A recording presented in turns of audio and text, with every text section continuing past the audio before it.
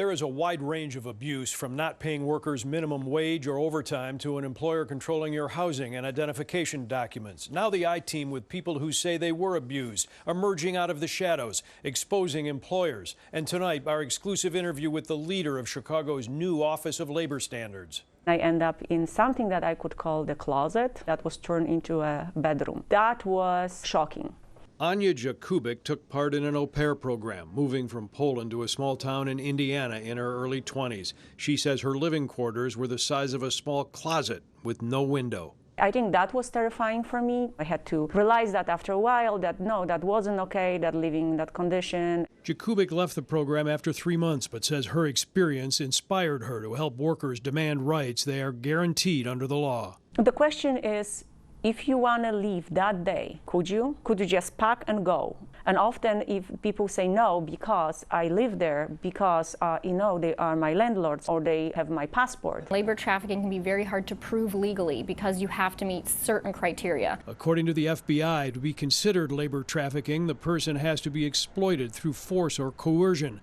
That could mean working grueling hours for little pay, being unable to leave because traffickers are holding identification documents, or not having access to transportation to leave. So we know there are both people experiencing labor trafficking in Chicago as well as people on the brink of it. Concepcion Malinek is accused of labor trafficking. In this indictment, prosecutors say she held 19 adults and 14 children from Guatemala hostage in the basement of her home here in Cicero and forced them to turn over most of their wages from the factory jobs she got for them.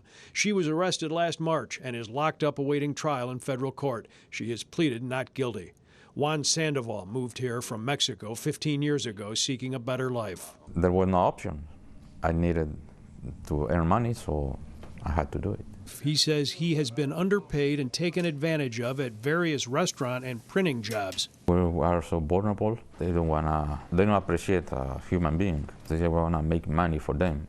Arise Chicago helped Sandoval retrieve half of the wages he was owed from a restaurant owner. Wage theft is any time a worker is not paid what they are owed. In Chicagoland, low-wage workers have over $1 million a day stolen by their employers. No nos pagaban nada. It started when we didn't get paid anything at all.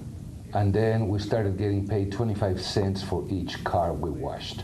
Paul, as he has to be identified in this story for fear of retaliation, says he has been underpaid at a number of the car washes where he has worked during the past 20 years. The goal is to get people to come out of the shadows. Andy Fox is director of the newly created Chicago Office of Labor Standards. The office will be focused on enforcing the minimum wage and paid sick leave laws in the city. Retaliation is real. People were worried about making claims. We believe that they're getting underpaid.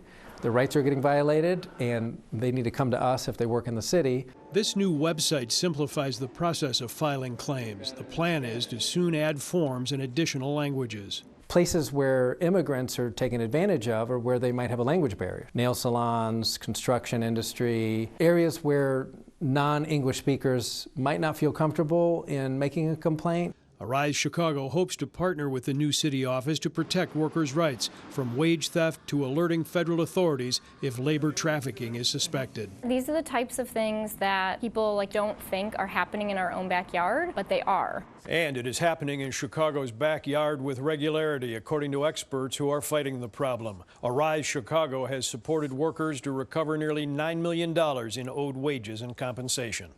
Chuck Gowdy, ABC 7 Eyewitness News. Hey, if you like that video, be sure to subscribe to our ABC 7 Chicago YouTube channel.